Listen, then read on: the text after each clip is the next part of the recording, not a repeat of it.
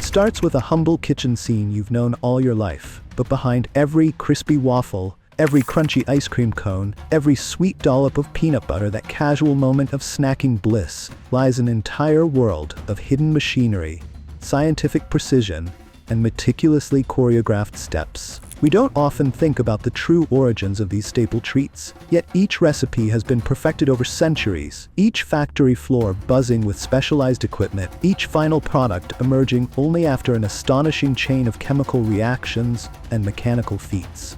Today, you're about to witness the stories of how waffles, ice cream cones, peanut butter, and several other iconic foods make their journey from basic raw ingredients to the flavors and textures we love. From frosty mixing silos to sizzling griddles and everything in between, each process combines tradition, technology, and a pinch of culinary magic. Let's begin. Imagine a swirling stream of batter that starts its life when water meets a blend of flour, sugar, and a leavening agent. That is the birth of the waffle. In many factories, giant tanks store flour mixed with flavorings, or sometimes with delicious add-ins like berries or chocolate chips. A second tank holds a steady reserve of liquid ingredients: canola oil, water, liquid cane sugar, ready to be merged. The moment these two components unite, an industrial mixer revs up to transform them into a velvety batter. If you're lucky enough to stand beside one of these colossal mixers, you'd see it rotate with such force that 1,000 or more waffles worth of batter is prepared in a single run. Meanwhile, the real key to that airy honeycomb texture is the baking powder or other leavening agent hidden in the waffle premix. When moistened, this chemical reacts, releasing carbon dioxide and forming bubbles that create that distinct fluffiness. Once the batter is fully blended, it's time to cook. Rows of waffle irons, moving continuously in a long production line, get sprayed with a thin film of non-stick coating. A computerized pump measures out the exact volume of batter onto each iron. In this environment, every drop is regulated to avoid spills, ensure uniform waffle sizes, and keep the line running like clockwork. As the irons close, the batter is encased within that signature gridded mold. Baking time is about 2 minutes at high heat, but the exact temperature can vary by the waffle's recipe. Then the irons open to reveal a perfect honeycombed cake, piping hot and fragrant. A picking drum uses needle-like prongs to gently lift waffles off the grill plates and deposit them onto a conveyor that carries them toward a rapid cooling area. Inside a blast freezer set to sub-zero temperatures, powerful fans blow frigid air, dropping them to a safe storage temperature in under 20 minutes. Now fully solid, each waffle is sorted, stacked, and wrapped in plastic before it's placed in a sturdy outer box. You'd think the story would end there, but each package is scanned by a metal detector to catch stray bits of machinery or foreign matter. If a piece is flagged, a puff of air shoots it off the line at once. Only after passing these strict checks do waffles move on to distribution. That's how an effortless breakfast emerges from carefully choreographed steps. Thousands of waffles an hour, each identical in shape and color, all waiting to be popped into a toaster or oven at home. Shift your attention to the realm of the ice cream cone, an edible container invented over a century ago when someone realized a simple rolled waffle could hold scoops of ice cream. Modern cones, however, differ in composition based on whether they're crisp waffle cones, strong sugar cones, or airy cake cones. Factories often produce all three varieties, using batters specially formulated for each. Picture a massive steel blender loaded with dark brown sugar, caramel coloring, and secret flavorings, all carefully chilled with ice-cold water to keep the batter from becoming too sticky. Flour and vegetable oil are added, and a giant beater turns the mixture until it reaches a smooth consistency, somewhat thicker than pancake batter but not as thick as dough. For waffle cones, the batter is poured into hinged baking plates shaped like circles. After a quick cooking pass in a gas-fired oven, mechanical arms clamp the soft, warm disc around a cone-shaped mandrel, sealing it at the point. This is how waffle cones end up with that characteristic pointed bottom. Meanwhile, sugar cones have a slightly different approach. They begin in flat, fan-shaped forms, just firm enough to be folded without shattering. Because sugar cones are made with a firmer batter, they can support heavier scoops of ice cream without splitting. Cake cones, by contrast, involve upright molds where a plunging metal core shapes the center, giving them flat bottoms and a flaky interior. Once baked, the cones exit the oven and slide down chutes to cool. Special camera eyes look for cracks or uneven coloring. Those that don't pass muster end up discarded or sent to animal feed. The survivors proceed to packaging, which might involve a conveyor stacking them snugly into foam trays, slipping on paper jackets, or sealing them in plastic wrap to lock in crispness. If you've ever idly wondered why your ice cream cone stays firm until the last delicious bite, the answer is a painstaking effort at every step. Everything is orchestrated to achieve crisp edges, an even shape, and just enough thickness so that drips are kept at bay. Now, switch gears to a product that's probably sitting on your pantry shelf. Peanut butter. Peanut butter's luscious spread is the outcome of an entire journey that starts in sprawling peanut fields. Factories usually receive shipments of shelled peanuts. Runner peanuts are best for peanut butter, thanks to their size, consistency, and reliable roasting performance. Picture over 4 tons of raw peanuts heading into a hot air roaster at 399 degrees Fahrenheit, swirling to an even, light brown color. The moment they finish roasting, suction fans blast them with cool air to stop the cooking process instantly. That's crucial because peanuts carry natural oils that can become bitter if roasted too long. After cooling, they pass through a blancher. This contraption rubs off papery skins between rubber belts, then splits the peanut to remove its bitter heart. Remarkably, every byproduct is recycled. The skins go to pig feed, while the hearts go into bird feed. The sorted peanuts end up in a big stainless steel hopper, from which they drop into an industrial grinder that crushes them into a thick paste. Just as you think we're done, more vital steps happen. Salt, sugar, and stabilizers like hydrogenated vegetable oil are introduced. This oil locks the peanuts' natural oils in place so they don't separate out in the jar, though it does add a small amount of trans fat. A series of high-powered mixers whip these ingredients together at around 140 degrees Fahrenheit. Once it's blended, it's cooled slightly and immediately funneled into jars. A capping machine slaps on lids with aluminum seals that are heat-fused, creating an airtight interior. The final stamping of a production date ensures traceability if any issues arise. And there it is, a staple that's nutritious, energy-dense, and rich in fiber, though you'll want to pick an all-natural variety if you prefer to avoid stabilizer trans fats. From raw peanuts fresh off the fields to a smooth, spreadable treat, it's an elegant combination of science and culinary tradition. But let's not forget about the simpler but equally fascinating feats of mass-produced items like soda crackers. Often referred to as saltines, they appear unremarkable. Flat, perforated squares sprinkled with salt. Yet each and every box results from days of fermentation and a carefully balanced pH. Some factories even keep a portion of finished dough aside to jumpstart the next batch, guaranteeing consistent flavor. Wheat flour, water, yeast, and enzymes take a rigorous trip through a mixing process that can last hours. The dough then sits for 16 hours, letting yeast feast on the broken-down starches to create carbon dioxide. Later, sodium bicarbonate is introduced to neutralize acidity and give the crackers just the right mild, toasty taste. After a second fermentation, an extruder folds the dough multiple times, building up those airy layers that deliver the soda cracker's flaky snap. Then it's pressed into a paper-thin sheet, perforated by tiny pins on a revolving die that shapes the crackers.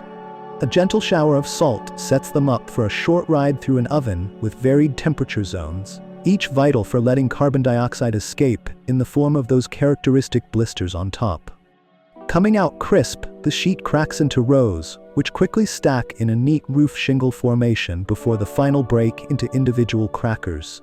After that, they're typically lined up, wrapped in tiny portion packs, and sealed at an astonishing rate, well over 502 cracker packs per minute in some factories. That swirl of salt, crunch, and dryness you might rely on when you're feeling a bit queasy doesn't just happen by accident. It's the result of an elaborately calibrated balancing act between fermentation, chemical leavening, and an ultra-precise bake. Meanwhile, donuts, with their doughy rings and sweet glaze, illustrate another side of the industrial culinary spectrum. Depending on whether they're yeast donuts or cake donuts, the process can vary dramatically. Cake donuts start as a thick batter that's dropped directly into hot oil through shaped nozzles. They fry in a minute or two, then pop out of the vat to drain and cool. Yeast donuts, however, rely on a living culture.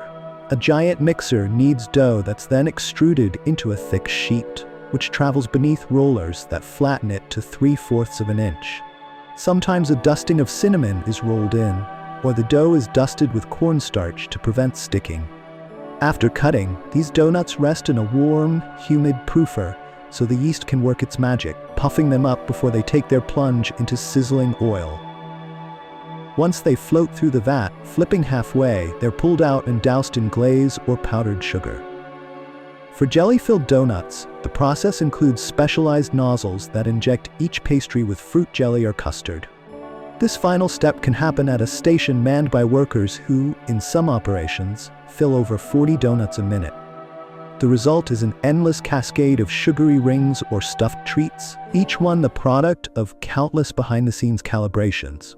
From the temperature of the water used in mixing, to the humidity inside the proofer, to the precise ratio of sugar in a glaze that ensures it sets but never becomes too brittle.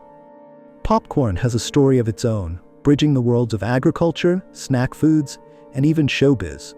Modern popcorn factories source their kernels from specialized cornfields grown for that explosive pop. Unlike sweet corn, which is soft and plump, popcorn kernels are tiny, flint-hard seeds with just the right moisture content hidden inside. Farmers harvest them in the fall, but the moisture may still be too high, so they condition each batch in towering bins by pumping warm air to bring that moisture down to around 14%. Inside the factory, an elaborate dance begins.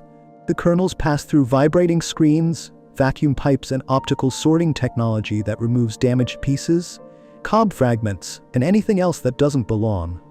One machine uses blasts of air to blow out defective kernels the moment they're detected. Another uses a gravity table to separate heavier or lighter kernels from the prime ones in the center. At last, a final test sees a technician measure out half a pound of kernels, toss in a bit of oil, then pop them in a test chamber set to about 460 degrees Fahrenheit. If the popcorn expands to at least 44 times the original volume, it's deemed perfect. Once they pass, they're funneled into a packaging station where the bags or paper sacks get a heat seal to preserve that sweet spot of moisture content. Most of the effort is invisible to us, but it ensures that when we toss a bag in the microwave or scoop popcorn at a theater concession stand, each kernel transforms into a fluffy delight. Bringing us back to cooler treats, ice cream production can be equally mesmerizing, especially when manufacturing ice cream novelties like sandwiches or cones. Factories start with refrigerated silos of fresh cream just above freezing. They blend the cream with powdered milk, sugar, corn syrup, and stabilizers. That mixture is then pasteurized, homogenized, cooled again, and briefly whipped with air so the final product isn't rock hard.